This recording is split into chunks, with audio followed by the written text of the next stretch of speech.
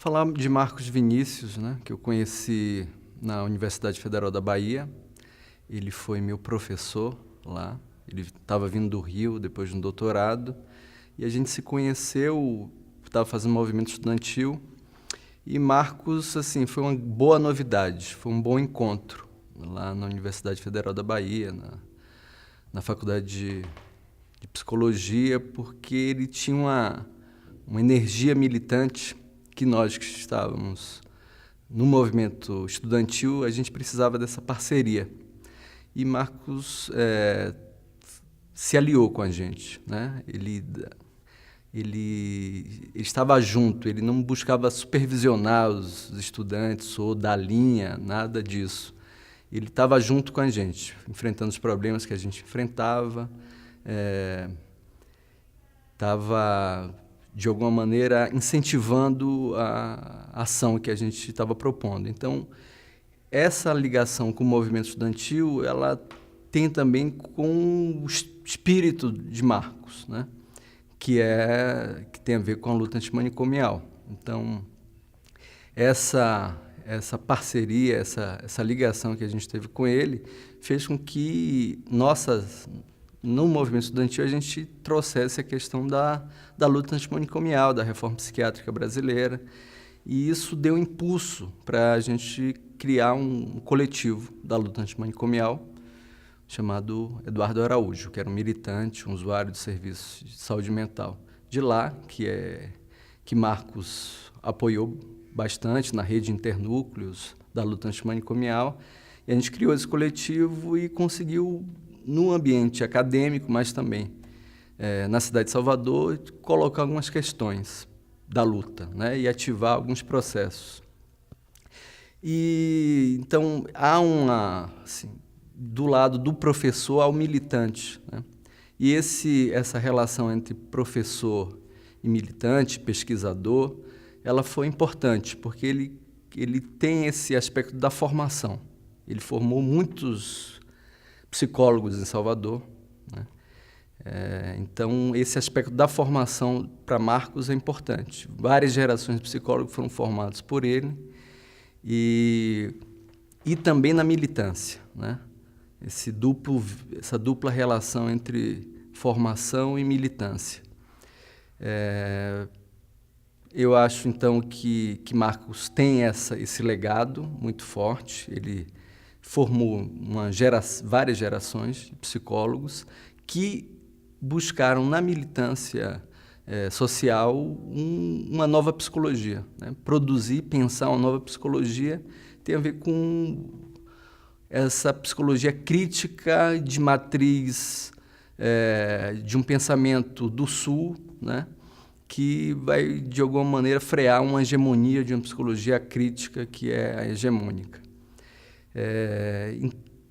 Considero, então, que essas gerações de psicólogos que estão aí têm se inspirado em Marcos, de alguma maneira, né, para fazer a sua prática no campo, né, e buscar do contato e comunicação com outros campos de saber, de práticas, para intervir na realidade brasileira.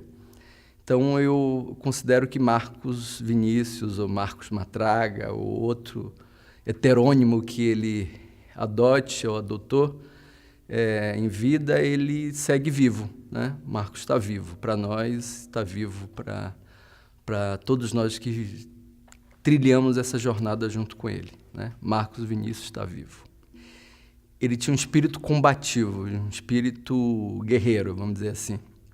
Então, naquilo que ele acreditava, ele ia até as últimas consequências. E, às vezes, para quem não estava acostumado com isso, isso deixava as pessoas um pouco atônitas, né? Porque ele era impulsivo, muitas vezes, naquilo que ele acreditava. Na relação entre professor e aluno, né, eu tomava umas porradas quando falava alguma coisa e tal, e sentia que o modo dele, essa pedagogia também cria um impacto, né? Mas eu percebi depois, algumas pessoas se ressentiam disso, mas eu percebi que ele ele considerava os alunos, os estudantes, de igual para igual no nível intelectual, né? Então, se você quer defender suas ideias, você tem que defendê-las também de modo aguerrido, né? E não recuar diante de uma resposta, mesmo que seja de um professor, de alguém que tem uma relação de poder, enfim. Mas eu senti que havia ali um tipo de ação que podia repelir algumas pessoas, mas que me atraía para fazer o debate, para contrapor, para trazer outras ideias. E ele respeitava isso. Quando você fazia o debate intelectual com ele, ele respeitava, né? Eu me lembro um pouco do movimento estudantil, que é uma coisa engraçada, uma memória que eu tive quando ele faleceu, e também como professor, jovem professor que sou agora da Universidade Federal Fluminense. Às vezes a gente vai se espelhando em algumas pessoas que foram importantes na trajetória. E eu fico pensando, o que Marcos faria nessa situação, né? Seja de professor, seja de militância.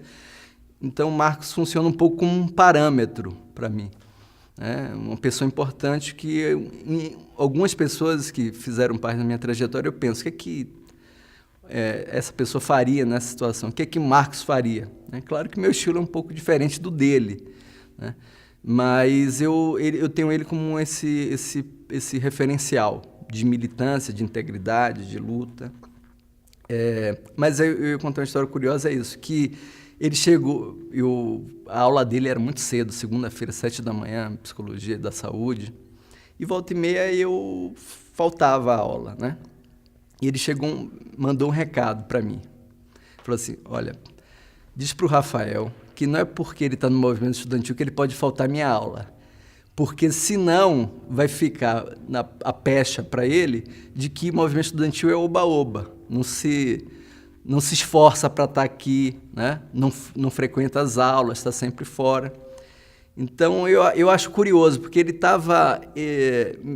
sabia um pouco mapear as forças, né, que estavam ali e me trazendo para junto, para pensar com ele, né? Então, isso mostra um pouco do caráter do Marcos também, né? Que ele era rígido no que ele acreditava, e na formação também, né? Não deixava... O movimento estudantil não era sinônimo de oba-oba, de estar fora dos espaços acadêmicos, era também trazer para dentro da aula a política, né? A política não estava fora da sala de aula, não estava fora dos espaços da academia, estava dentro. Então, nossa tarefa também era trazer para dentro essa discussão política. Então, Marcos foi muito importante nisso, porque naquele momento ele foi um parceiro que fez a gente... nos deu força, né? Nos deu força entre os professores. Ele foi um dos professores mais importantes da minha trajetória e foi, para muitos da nossa geração, uma referência muito importante.